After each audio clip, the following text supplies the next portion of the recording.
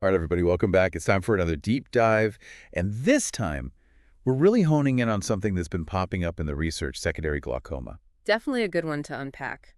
Yeah, I feel like when I first started seeing this term, I kind of lumped it in with just regular glaucoma. Yeah, But the more I read, the more I realized it's a whole different ballgame. it really is. It's not just about age or family history this time. Exactly. It's like our sources keep saying, secondary glaucoma always has this trigger, something else going on in your health that sets it off. Kind of a domino effect. That's a great way to put it, and that's precisely why it's so important to differentiate, because that underlying cause, that's going to determine your entire treatment plan, your prognosis, everything. It's not just about addressing the eye pressure in isolation. So it's less straightforward than the primary glaucoma many people are familiar with, right? You could say that. Well, And to your point about the triggers, that's one of the big things that surprised me while prepping for this. Like, I always thought glaucoma was this older folks thing. But secondary glaucoma, turns out age isn't really a barrier. it can happen to anyone at any age. Huh. That's definitely eye-opening, no pun intended.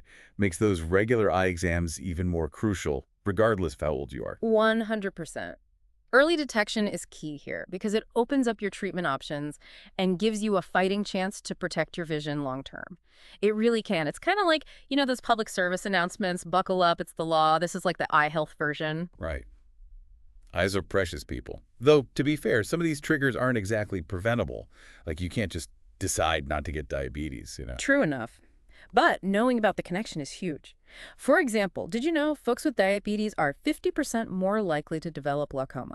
Wait, seriously, 50%? That's a pretty big jump. It is, and it really hammers home why those routine eye exams are non-negotiable if you've got diabetes.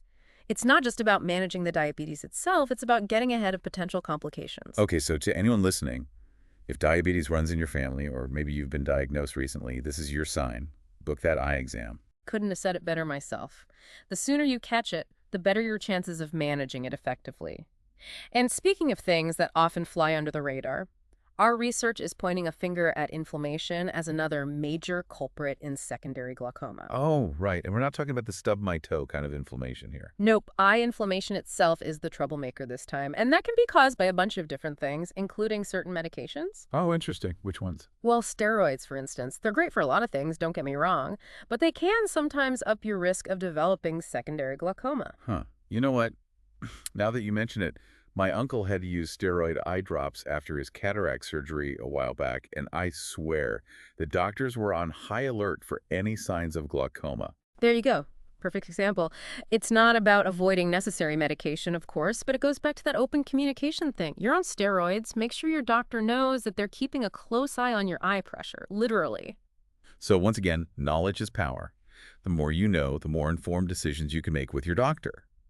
Now, you mentioned earlier that secondary glaucoma, it's not like a one-size-fits-all kind of deal, right? Yeah. Yeah, it's kind of mind-blowing, actually. Like, secondary glaucoma has all these different subtypes, each one with its own, I don't know, like personality, its own little quirks, I guess.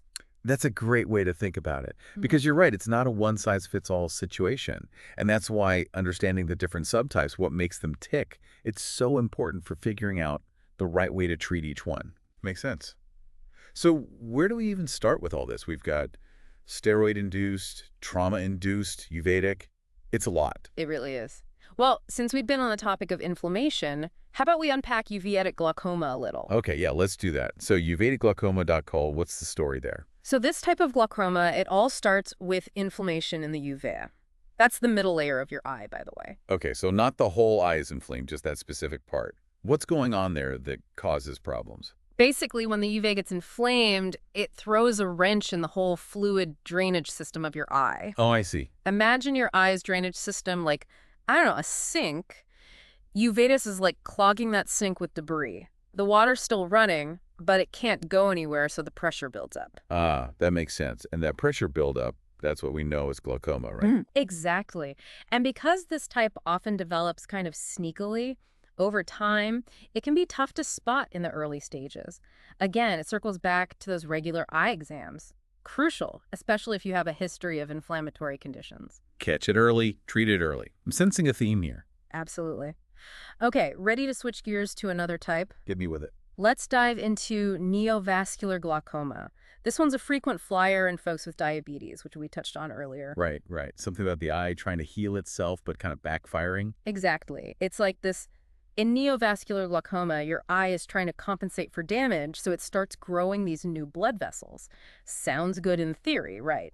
The problem is these new vessels, they're not always the sharpest tools in the shed. They can actually block the eye's drainage system instead of helping it. Oh, no. So it's like trying to fix a leaky faucet by wrapping it with more pipes. You might stop the leak, but now the water can't go anywhere. Perfect analogy. And there you have it, blockage, pressure buildup, glaucoma. Once again, early detection is key, particularly if you've got conditions like diabetes that increase the risk. Okay, so we've met the villains. We've seen the different faces of secondary glaucoma. Now for the big question, how do we fight back? What are our treatment options here? The million-dollar question, and honestly, if I had a one-size-fits-all answer, I'd be a millionaire. The truth is, the best way to treat secondary glaucoma totally depends on the type you're dealing with, what's causing it, your overall health, the whole 9 yards. It's a team effort between you and your doctor. So no quick fixes, no Googling how to cure my glaucoma. This Wow. is definitely a talk to your doctor situation. 100%. And this is a big, but it's not a hopeless situation. Not at all. We've got options. Medicated eye drops to lower pressure, laser procedures, even more involved surgeries if needed. It all depends on how far things have progressed. Okay, so there's a whole arsenal of tools available. That's good to know. I guess it all comes back to that early detection thing, right? The earlier you catch it, the more options you have. You got it. It's about Really? catching those dominoes before they fall too far. Speaking of which, listeners, if you're noticing any changes in your vision, anything at all, don't wait. Schedule that appointment, get your eyes checked out. Better safe than sorry. Seriously, folks, don't mess around with your vision. All right, so there we have it. Secondary glaucoma, demystified. We've explored its causes, met its different subtypes, and even dipped our toes into the vast ocean of treatment options. And hopefully you're feeling a little more informed, a little more empowered to advocate for your eye health, and definitely less intimidated by this complex condition. Just remember, proactive awareness and open communication with your healthcare provider. Those are your two best defenses. Couldn't have said it better myself. Ah. Until next time, stay curious, stay informed, and most importantly, keep those eyes healthy.